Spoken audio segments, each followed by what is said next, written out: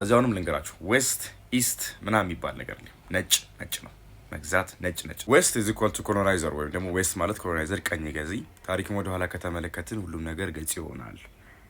ታሪክን ወደ ኋላ ከተመለከትን የምንመለከተው የኢምፔሪያሊስት ራሻን ጊዜ የኢምፔሪያል ራሻን ብንመለከት እንደ ኢምፔሪያል ራሻ ኮሎኒያሊስት ወይም ደግሞ ቀኝ ገዢ ኤክስፓንሽን የሚያደርግ ኢምፔሪያል አልነበረም። ለምን ሩሲያ አፍሪካን ኮሎናይዝ እንዳላረገች በዚህ ቪዲዮ መጨረሻ አካባቢ እነግራችኋለሁ። አሁን ግን የኢምፔሪያል ራሻን ታሪክ ልንገራችሁ። እንግዲህ አሁን የምናውቃት የትልቋ ሩሲያ መነሻ የነበረችው ሞስኮቪ የምትባል በ12ኛው ክፍለ ዘመን በቮልጋ ወንዞች ዙሪያ የነበረች ለሞንጎል ለጌንጊስ ካን ግብር የምትገብር አንድ ፕሮቪንስ ነበረች። ሞስኮቪ የምትባለው የፕሪንሲፔት ነው የሚባለው ልክ እንደ ካሊፌት፣ ልክ እንደ ኤምሬት፣ ልክ እንደ ኪንግደም በፕሪንስ የሚተዳደሩ ቦታዎች ማለት ነው።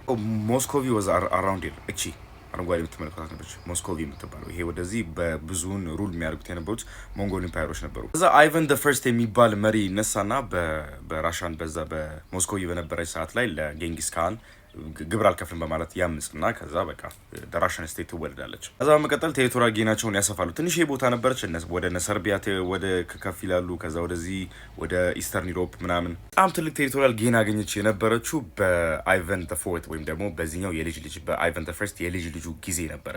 አይቨን ደ ተረብል ሁሉ ይባል ነበረ።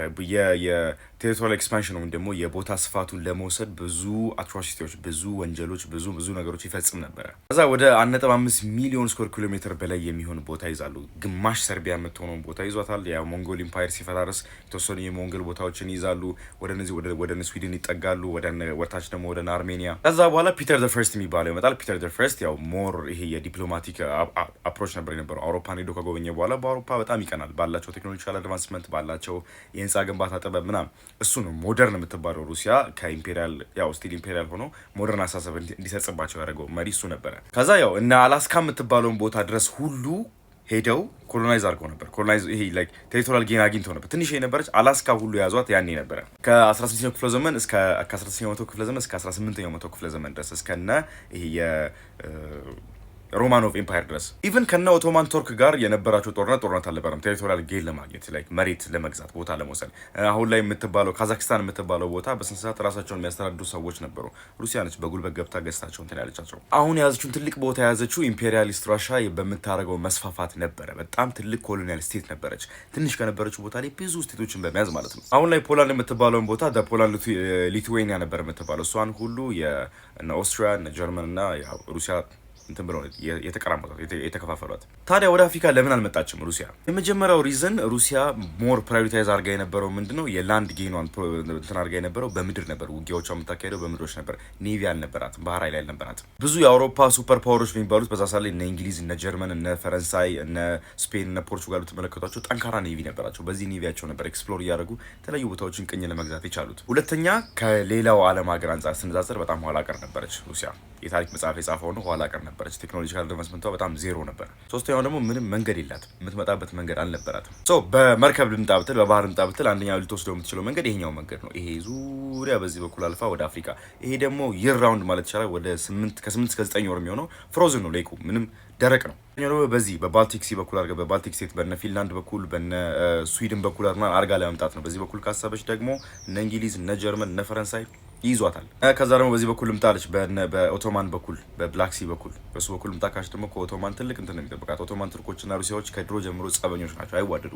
ሌላኛው አማራጭ ምንድነው? በዛ በኩል በቻይና በኩል ዞሮ ባለው በነ ጃፓን በኩል በነበረው በሱ በኩል ለመምጣት ነው። ክምቻካ ይባላል እዛ ቦታ ላይ ያላት እንትን ፖርት፣ በክምቻካ ፖርት በኩል አድርጋ ለመምጣት ነው። እሱ ደግሞ በጣም ኮስቲ ነው።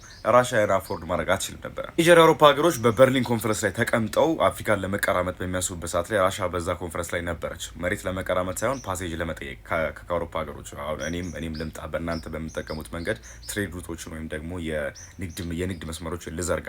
ይሄ የተወሰኑ የሃይማኖታዊ እንትኖች የኦርቶዶክስ የስላቭ ኦርቶዶክስ ስለነበሩ የስላቭ ኦርቶዶክስ ባህሎችን በአፍሪካ ላይ እንድታጸርጽ ሴፍ ፓሴጅ ነበር የጠየቀች የነበረችው። አፍሪካ ላይ ግን አልሞከረችም ማለት አለ። ማዳጋስካር ላይ ሞክራ ነበር በፒተር ዘግሬት ዘመን። ፒተር ቅድም ያልኳቸዋላ በሱ ዘመን ማዳጋስካር ላይ ተሞክሮ ነበር። ሰፋሪዎች ተልከው ነበር ማዳጋስካር ላይ ሰፍረው ማዳጋስካርን የሩሲያ ትሬዲንግ ፖርት ለማድረግ ማለት ነው። እዛ ከመጡ በኋላ ማዳጋስካርን ባህርን ኮንትሮል ማድረግ አልቻሉም፣ ተመለሱ። ፒተር ዘግሬትም መሀል ላይ ይሞታል። ከዛ ጅቡቲ ላይ ኒኮላይ አሽኒኮቭ የሚባል አንድ ሰውዬ ነው መጥቶ እዛ ላይ ኮሎኒ ሁሉ ለመመስረት ሞክሮ ነበር። 160 የሚሆኑ የስላቭ ሰዎችን ይዞ መጥቶ ለመመስረት ሞክሮ ነበር እና ያው እዛ ከመጣ በኋላ ፍሬንች የራሷ ቦታ አድርጋ ነበር ክሌም የምታደርገው ጅቡቲ እና ፈረንሳይ ውስጥ ጠይቋቸው ሩሲያ ኧረ የምናውቀው ነገር የለም አሉ። ሰውየው ከዛ ቦታ ኤግዛይል እንዲያደርግ ይደረጋል ማለት ነው። ኦንሊ ሪዝን ያልመጣችበት ሩሲያ አቅሙ ስላልነበራት ነው እንጂ ነጭ ሩሲያ ከነዛ ተለይታ የቴሪቶሪያል ጌን ሳትፈልግ ቀርታ ሰው ቅኝ ለመግዛት ሳትፈልግ ቀርታ አይደለም። አክሰሱ አልነበራት የምትመጣበት ዳትሰት። እዚያውንም ልንገራችሁ ዌስት ኢስት ምናምን የሚባል ነገር ነጭ ነው መግዛት ነጭ ነው።